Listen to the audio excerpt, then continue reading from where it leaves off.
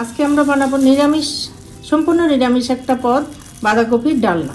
তো বাঁধাকপিটাকে ভিতরে একদম ভিতরে কচি যে অংশটা সেটা এইভাবে কেটে কেটে নিয়ে ভালো করে ধুয়ে তারপরে ভাপিয়ে নিয়েছি, একটু সামান্য ভাপিয়ে নিয়েছি, জাস্ট এইভাবে স্লাইস করে করে কেটে নিয়ে ভাপিয়ে নিয়েছি একদম ভিতরে নরম অংশটা। এবার এটাকে আমরা একটু ভাজবো, মানে ব্যাটারে ডুবিয়ে মুচমুচে করে ভেজে তারপরে এটাকে ডালনা যেটা হয় আমাদের ডালনা তৈরি করি ঘি গরম মশলা দিয়ে নিরামিষ, ঠিক সেভাবে রান্না করব। ব্যাটারটা তৈরি করে নিব। এবার কর্নফ্লাওয়ার দিয়েছি, এই ডাবো হাতার 1 হাতা কর্নফ্লাওয়ার, আর দেব ময়দা।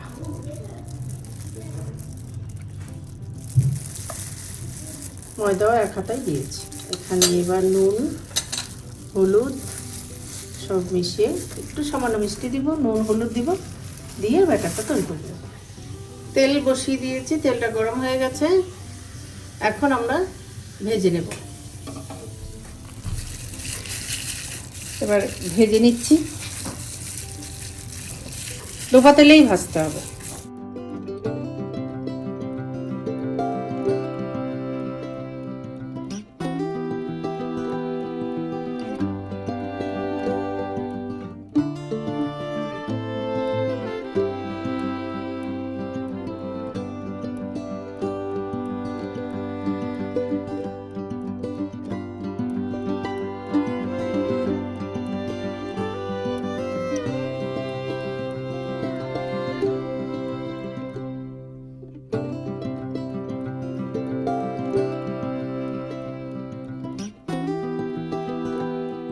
এইভাবে সব কটা ভেজে নিয়েছি লাল লাল করে। এবার তরকারিটা রান্না করব, খুব সহজ, খুব হালকা রেসিপি, বেশি কিছু দেব না। সর্ষের তেল, সাদা জিরে, দুটো তেজপাতা, ধনে জিরে বেটে নিয়েছি পাটা, কাঁচা লঙ্কা, জিরে, সাদা জিরে আর ধনিয়া, আর একটু আদা পাটায় বেটে নিয়েছি।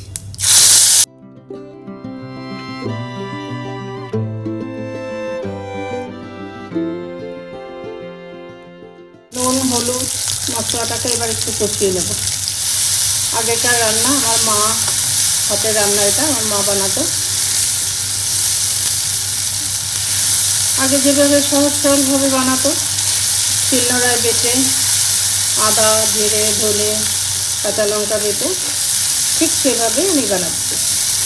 তাহলে পুরোনো দিনের রান্না এটা। মশলাটা কষে গেছে সুন্দরভাবে, হয়ে গেছে মশলা কষানো। এবার জল দিয়ে দেবো। জল দিয়েছি, একটু বেশি করে জল দিয়েছি, যেহেতু পকোড়ার মতো করে ভাজা আছে বাঁধাকপিগুলো, সেই জন্য একটু জলটা বেশিয়ে দিয়েছি। সামান্য একটু চিনি দেবো।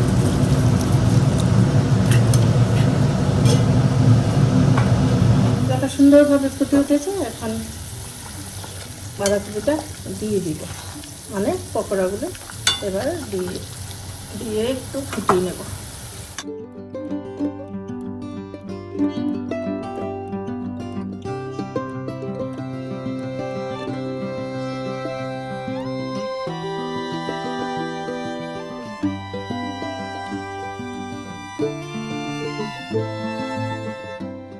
বেশি ফুটাবো না, একটু ফুটাবো। এখন দেবো একটু ছোটো এলাচ বেটে রেখেছিলাম,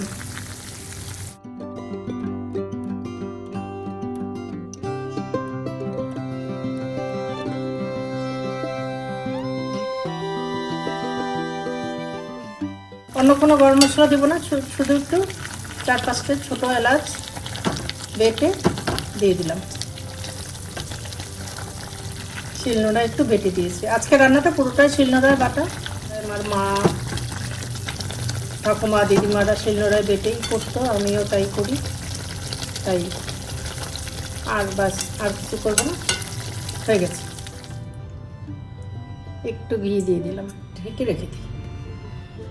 সার্ভ করে দিয়েছি। এরকম হয়েছে রান্নাটা। যে কোনো কিছুর সঙ্গে, ভাতের সঙ্গে হোক বা রুটির সঙ্গে হোক, নিরামিষ পদ ভালো লাগবে খেতে।